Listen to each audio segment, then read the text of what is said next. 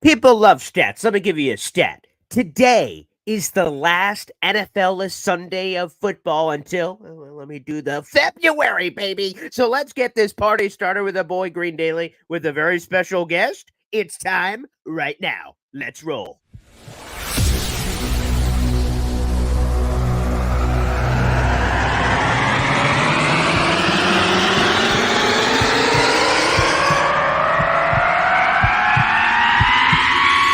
Zoinks! It is unequivocally the Super Bowl for New York Jet fans. Field Yates, baby. Field gosh darn Yates. Let's bring him on the show. Come on, people! Connor Rogers is joining the show. What's up, Connor? But Trevor gosh darn Sycamore, baby, for me, personally, my favorite New York Jet of all time. Wow, it's great to be on. What an intro that was right there. Paul, nobody does an intro like you, man. Paul, you give the best intro of literally any podcast that I've ever been.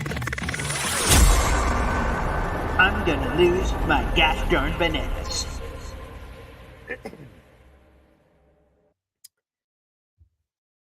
Let me set it up this way, people. I mentioned at the beginning that this is the last NFL-less Sunday of football.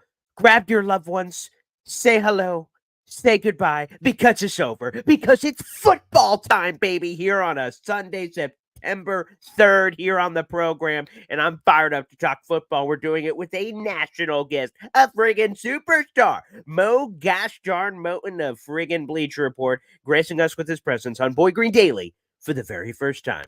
Hopefully not the last time. Let's see. Mo, welcome to the show. Good morning. Good morning to you, Boy Green, Paul. Yes. A lot to talk about, of course. You know what's funny? Yeah. I've got a lot of chirping from Jets fans about some players on the Raiders roster that they may be interested. So I don't know if we're going to go there today, but it'll be interesting if we did. We will. We're going to, you invited me into your house. It's one of those where I ask you, what do you have to eat or drink? You mentioned a couple options. I'm like, do you mind if I look? I guess. And I start roaming through the pantry. Oh, whoa, not bad. Okay, Mo, I see what you're working with. So that's exactly what we'll be diving into here in just a few minutes and looking through your pantries, if we will, for anything that may look a little tasty. I want to start it off immediately because, Mo, what you bring to the table is a national perspective. Of course, you also cover the Raiders, which, again, hopefully we'll be doing this puppy again coming up in a handful of weeks, but not too fast, of course. We want to enjoy the entire season that there is to come here. But a national perspective on a variety of topics, someone outside of the room to get your temperature. And one of the big questions, both inside Jetsland and I'm sure outside of it, is the offensive line. And finally, in good news, knock on wood or glass or wherever you happen to be, the offensive line seems to be coming together for the New York Jets right ahead of the season. Perfect timing. Chef's kiss. But I ask you, Mo Moten, as you look at this team and you prognosticate and you write columns and you try to say, what will this Jets team be? You must first answer the inside question of how you feel about the offensive line, which will then answer your other question about what the Jets could possibly do this season. Mo Moten, Jets offensive line. Where are you at there? I'm feeling okay about the Jets offensive line. I get it. Dwayne Brown just turned, I believe, 38 years old a week ago. Mekhi Becton has had a history of injuries, won the right tackle job. Good for him. Mm-hmm. But what I do like about the Jets offensive line is that if those guys bottom out, let's say Mekhi Becton, unfortunately, has another injury, Dwayne Brown shows his age, they do have alternative options. You can move Elijah Vera-Tucker out to right tackle if you want to. I like Billy Turner as a backup swing tackle there too. Billy Turner was a guy that I wanted the Raiders to get, a couple of years ago. Now he came, played with the Green Bay Packers, so he has some experience with Aaron Rodgers. So there is that connection there. So even if their starting tackles don't pan out, they do have other options. So while I have a bit of concern about the age with Dwayne Brown and the injury history of Mekhi Becton, I think they could be able to get through the season with the group that they have on the offensive line, specifically at tackle. Again, age is just a number, baby. Dwayne Brown, if he feels like he's 20, that is 38 really the age? God, I hope so, because I really hope that 20 is the true number there. Here is the poll of the day. Wherever you guys are watching, there's also a article link live, and we have the poll up there. How confident are Jet fans feeling in the offensive line? Coming into this, you can see it up on your screen for those watching or for those listening. The question was, how confident are you in the Jets starting offensive line heading into week one? We had had 4 options: feel pretty good, man in the middle, a little worried, or gravely concerned. And the majority of fans right now are in the feel pretty good to meh in the middle category at 39 and 38% respectively. So I think that feels about right, quite frankly, until proven otherwise. Perhaps we get into the season, and like I said, ultimately you're feeling even better or worse based on the results here therein. So we'll get to that later. But offensive line, not bad. Okay, we'll get there. Okay, Mo, let's just get right to it. Okay, let's just cut right to the brass tacks. And we are interested, we being the New York Jets, in Devonta Adams. I want you in the same way. So I had Trevor Sikkema, a great pal of mine, on the show a couple of weeks ago. And this was pre-Mike Evans contract drama. But I asked him, hey, Jet fans are kind of curious. We're kind of peeking around the league about players that could potentially become available at some point. And he said, Paul, I'm going to stop you right there. And he gave me the Johnny Manziel 0. He said there is a 0 chance that's going to happen. So, pal, look somewhere else. And he kicked me out of his home, and that happened very quickly. Although he may want to be revisiting that based on the latest intel. However, I now come to you, Mo. I'm going to the next house, I guess. Devonta Adams. Is there any chance, because we saw the wonderful article this offseason by Miss Fader, who also wrote the Giannis book, which is fantastic. And she, had that interview with Devonta, and he kind of showed some of the choppy waters that may be happening here. What say you, Mo? Devonta Adams, is there any chance the Raiders would flip him a year plus in change after trading for him in the first place? I'm not going to give you the Trevor Sikkema 0% chance. Okay. I'll give you a 0.5%. Higher than 0, yeah. 0.5% chance. And I say this because I'm going to add context to Devonta Adams' conversation with Miss Marin Fader. Yeah. Devonta Adams, since he's come over, and I'm sure Packers fans are familiar with this, he's a very candid guy. He's going to tell you exactly what's on his mind at the moment. Doesn't mean he wants to trade. There's a difference between I'm a little skeptical of the direction of this team and I want out. And I don't know Devonta Adams personally, but I don't think he's there yet. Let's also remember, if you read Fader's piece, he said he went to Las Vegas to be closer to his family. Yeah. Now, if he wanted to be closer to his family, you can't go any further than New York from California. If you wanted, if it's about family. So that is geography. Yes. Right. I would concur. So for the people out there, if you got family in California, you're not going to want to go to New York. And trust me, I get the Aaron Rodgers connection. I get it. They can kind of rekindle what they had in Green Bay, and I understand connecting the dots there. But if it's about geography, if it's about being close to family, if it's about being close to your daughters who are growing up, you want to be on the West Coast. And the Jets, unless they decide to pick up and move to, I don't know, Montana or somewhere, I just don't see it happen. The other thing is, he also said in that piece that he was committed to bringing a Super Bowl to Las Vegas. Raiders are, I'm going to be completely honest here, Raiders are not close to winning a Super Bowl, but he's committed to building something special there in Las Vegas. And I think he's willing to at least play this season out. Because I know there's some chatter that maybe the Raiders would trade him if they're, let's say, struggling by the trade deadline. Maybe they offer him up. I don't think that's going to happen. I think if a trade happens with Devonta Adams, it's probably going to happen in 2024, not 2023. Fair enough. And also, for those who don't know, and obviously, Mo, you could speak to this greater than me, Devonta, I'm pretty sure, grew up a Raiders fan growing up as a young man. So, again, it didn't seem like the Raiders thing was just like anywhere else but Green Bay. It seemed like that was something that kind of came together. And obviously, things have shifted from playing with his original Fresno State teammate to now that not happening and working out. So, sometimes things don't happen. But as we have here from NNY Jets, so you're saying there's a chance. Well, 0.5 is better than the 0 I got immediately, like the door slammed in my face from Trevor. So we'll take it. Excellent. And thank you for the intel there on old Devonta Adams. Now, this didn't work out this way, but I'm still kind of curious because we can launch it to the Dalvin Cook discussion.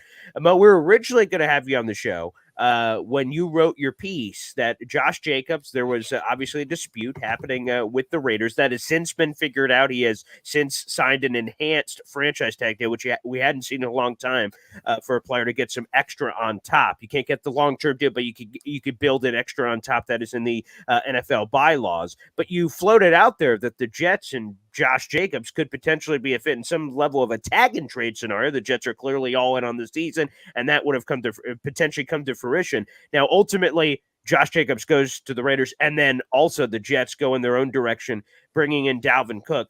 I'm fascinated by both your thoughts that could have happened. So again, you saw the Jets and a big time running back making a move, and ultimately you were right, just with a different body in Dalvin Cook. And how do you think that's going to go? Because some people say Dalvin Cook is washed. The analytical nerds in the back of the room, he's washed. I don't like all the numbers. Okay, what say you, Mo? Where do you stand? I feel like you're a good mix of everything. I don't think Dalvin Cook is washed. Okay. Now, did his explosiveness drop a little bit as he ages? I still think he's on the back end of his prime years. Yes, but I mean, Dalvin Cook, if you look at his history, he's usually been nicked up a little bit. Not any major injuries, but he's always usually not always, but usually playing with some type of minor nicks. I mean, he was coming off of an injury this offseason, by the way. Sure. So I don't think he's washed. But the other thing about this is he doesn't have to carry the majority load, the lion's share of the load, assuming Bryce Hall is ready to go. So Breece Hall, yeah. Breece Hall is ready to go. Yeah. So if in Minnesota, I know they had Alexander Madison, he's now the starter, but it was the Dalvin Cook show. Now you have Breece Hall here, who's coming off of an injury, torn ACL, I get it. But as the season goes on, I would expect Hall to be more 50-50 with Dalvin Cook, whereas Dalvin Cook may start the season strong, most of the carries, most of the touches. But as the season goes on, this is a team with playoff aspirations, right? Maybe some people say Super Bowl aspirations. I was about to say, I think maybe even a little higher. Long term, you're thinking, okay, this is going to be a two-man backfield. And of course, they got a rookie there they drafted in the 5th round who looked pretty impressive in the preseason. Sure, you got that part of the equation too. You got Michael Carter too, still there also as well. So they have a platoon if they need it. So Dalvin Cook, the pressure is not on him to have 20 to 25 touches and have 1,200 yards. Now, if he has that, great for the Jets fans and the Jets, but the pressure is not on him to do that. So for the people that say he's washed, I think he's fine for what the Jets have in their backfield right now. All right, fair enough. Again, we have Mo gosh darn Moten here on the friggin' program, baby, here on September 3rd. Again, the last NFL-less Sunday of football until February. Unbelievable. Basket in, savor the flavor, spend whatever little time you care to with your family before it's over, and it's full dedication to football priorities, people. You got to make sure that is lined up. Mo, I wanted to do this, so we did some research, took a gander at all the wonderful articles you wrote that have something to pertain and do with the New York Jets, so I pulled out the glasses and made sure we did this. Now, you recently wrote an article talking about the defenses that have a chance to be, quote-unquote, shut down defenses in 2023, and the Jets cracked your list. I'm curious, how good do you believe the Jets can be? Because there are people on both sides of the fence. The Jets were the number 4 defense last year, and some people say, well, natural regression should occur, and that's what some people have criticized. Other people said, look at all these building blocks at every layer of the defense. Man, they could be even higher, especially when you consider the inclusion of Aaron Rodgers and how that could impact potentially defense being in situational football. So, Mo, where do you stand in all of this? To the people that say natural regression, I would say, why would you expect natural regression? Now, if the Jets had traded away some of their pieces, their core pieces from last year, then I would say, yeah, natural regression could happen. But let's remember the Jets are going to play a schedule for a bottom team in the league. They didn't finish first in the division, so it's not like they have a tough schedule on top of that. And as I said, they kept their core players together. My only question about the Jets defense is how's their safety position going to hold up? Is Devonta Adams take another step? Is Adrian Amos going to be that veteran leader on the back end? Played in Green Bay with Aaron Rodgers, by the way. But I think, again, the Jets have covered some of their weaker spots on the roster, and that includes on the back end at safety. I know a lot of maybe fans want to get rid of Ashton Davis. The Jets like his athleticism. So we'll see where that goes. But I think for the most part, the Jets, when I look at their front line, they have so many. They can come at you in waves with the pass rush. I mean, Bryce Huff is not even starting, and he could probably have a handful of sacks or more. So when I look at the Jets defense, when I look at shutdown defense, I look at what can they do? Can they force turnovers, and can they get to the quarterback? I know the Jets can get to the quarterback. Will they have those turnovers? Because I have a feeling that quarterbacks are not going to test Sauce Gardner very much. Now, I'm not poo-pooing DJ Reed. He's underrated.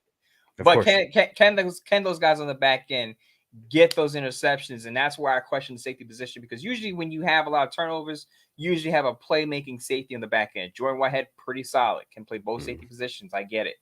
But the Jets don't have that ball hawk on the back end. And that's, to me, that's the ingredient that you need with a shutdown defense. A guy that can force those turnovers. We'll see if the Jets can get those with the pass rush, forcing quarterbacks to hurry their throws downfield.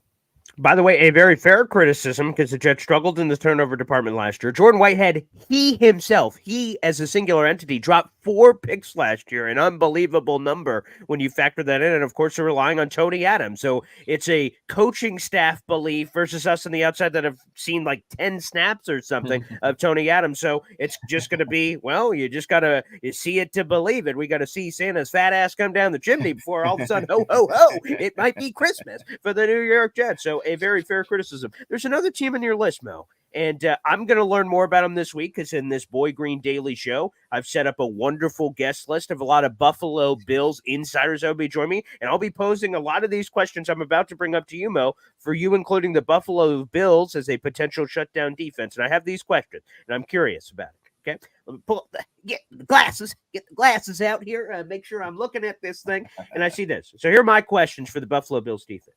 Can Buffalo create a pass rush without Von Miller? He's out for a minimum of the first 4 games of the season, maybe longer. And when you look at some of the analytics last year, the Bills defense, when they had Von Miller, week 1, Rams last year, good Lord have mercy. He had 2 sacks, and the rest of the defense had 5 more sacks, 7 sacks on the day for the Buffalo Bills. That's just a microcosm of his impact. And then when he was removed, all of a sudden the analytics fell off the cliff. They were outside the top 15 and top 20 in some of the major pass rush analytics, which I find interesting. So that one to me, can they rush the passer without Von Miller? Tremaine Edmonds, MIA, and then how the hell do they replace him on the second level of the defense? I don't know. I know he's a polarizing figure in Bills land. Tremaine Edmonds, the alien, 6'5", young, all over the place, rangy, and then Sean McDermott calling plays. Now, in your beautiful article, Mo, you said, well, Sean McDermott, called plays for the Panthers defense here and there, and it looked pretty good. Well, sure it did, Mel. But also he wasn't balancing being a head coach at the same friggin' time. I don't know. I'm very curious about all those questions and a few more about this Bills defense, who, again, the Bills are really good, so maybe I'm nitpicking here, but I'm looking at some of these things. No Leslie Frazier. I don't know, man. I got questions. Serious questions. You're right. I have questions too, and you're right about balancing defensive play calling duties with the head coaching duties. Different animal altogether. But the fact that he's familiar, at least calling plays, I think bodes well for the Bills. And the other thing is, I think he has the players to still have a pretty good defense. Now you said Von Miller is going to be out for who knows how long, but I think Greg Rousseau is going to progress as a young player. They also brought in Leonard Floyd. Now, I know Leonard Floyd is about 30, but and I know he played behind Aaron Donald in Los Angeles. That helps. I think that definitely helps. But I think people are sleeping a little bit on him as a factor in that pass rush. Okay. And I think he'll play a big role, and he'll have close to 10 sacks. I believe he's had 9 each of the past 3 years. That's correct. Or close to at least 9. So yeah, even without Aaron Donald, I think he's going to apply pressure. And eventually Von Miller will be back. And I doubted Von Miller when I thought he was washed on the way out of Denver, on the way to Los Angeles. And I was wrong there.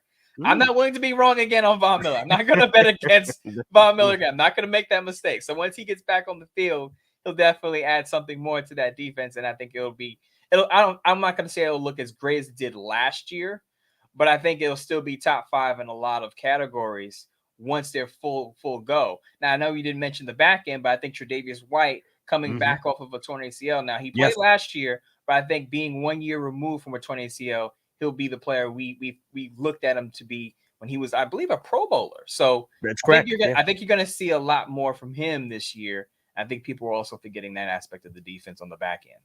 Yeah, and speaking of the back end, I'll give the shout out to the 2 safeties being healthy, and Micah Pine and Jordan Poyer, who, by the way, for a stretch of time, were considered the best 1-2 punch at safety, and rightfully so over the last handful of years. So their health and returning Poyer, he had the contract thing with the Bills. Would he come back? Would he not come back? So, and then health on top of all of those things. So I am fascinated to see this Buffalo Bills team coming in. Should be spicy, should be interesting. For sure. Go ahead, Mo. And one thing, the Bills did draft the linebacker that I did like out of Tulane and Dorian Williams. I don't believe he's starting yet, but I think before the end of the year, I think he will be a starter. They do still have Matt Milano, who's one of the better coverage linebackers in the league. So I know they lost Tremaine Edmonds. I get it.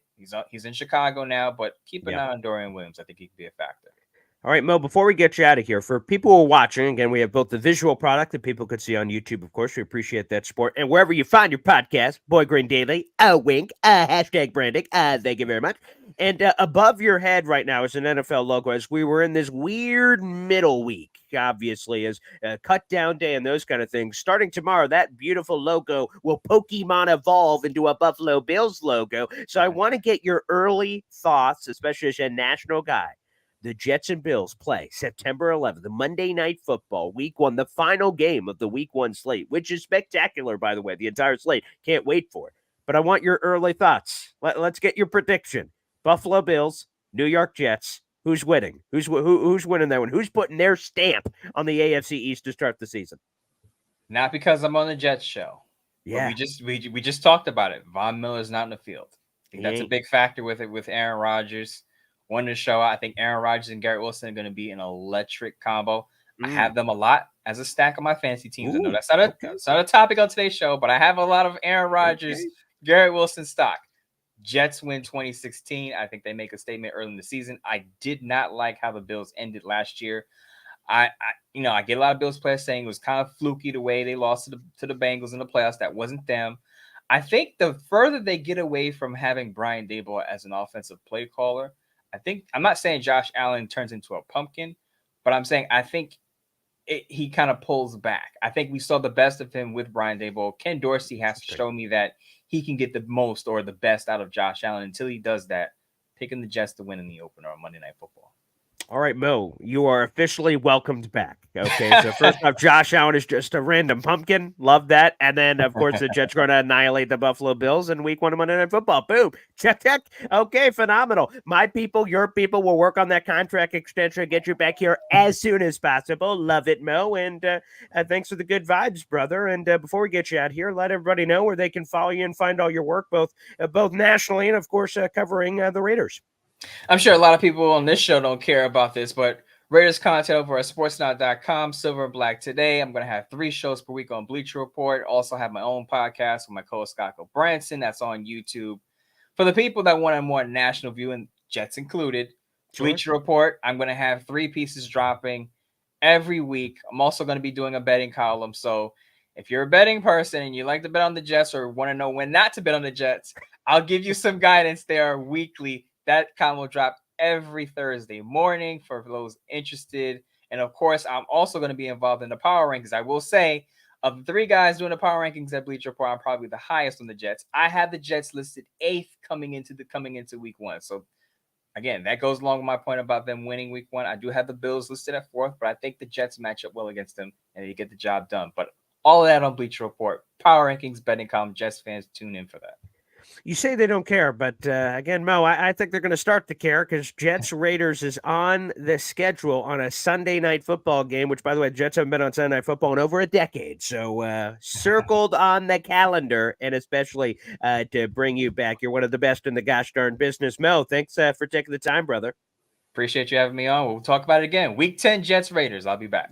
There he is. Who's counting, though? But there we are. Week 10. That's coming up. Thanks, everybody, for tuning in. We'll be back tomorrow morning to officially kick off Jets Bills week here on Boy Green Daily Live at 7:30 in the morning. Take care, everybody.